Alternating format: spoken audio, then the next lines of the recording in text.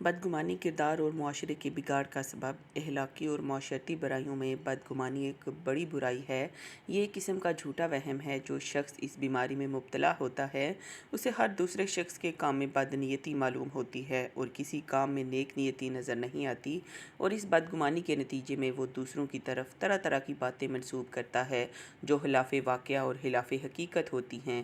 جب دوسرے شخص کو اس کی طرف سے بدگمانی کا علم ہوتا ہے تو نتیجتاً وہ اسے نفرت کرنے لگتا ہے۔ اس طرح باہم بغض اور بغاوت پیدا ہو کر دوری قائم ہو جاتی ہے۔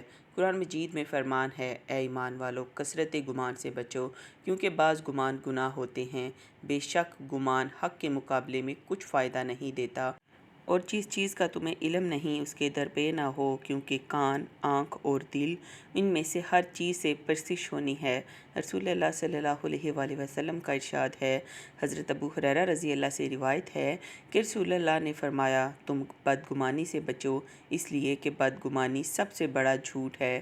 رسول اللہ کا فرمان ہے، مجھے میرے ساتھیوں میں سے کوئی کسی کے بارے میں کوئی بات نہ پہنچائے، اس لیے کہ میں یہ پسند کرتا ہوں کہ جب میں تم لوگوں میں آؤں تو میرا دل تم لوگوں کے بارے میں صاف ہو۔ حضرت عائشہ رضی اللہ فرماتی ہیں، رسول اللہ نے فرمایا، میں فلاں اور فلاں کے متعلق گمان نہیں کرتا کہ وہ ہمارے دین میں سے کچھ بھی جانتے ہیں۔ لیث نے فرمایا، یہ دونوں آدمی جن کے بارے میں نبی نے فرمایا منافق تھے۔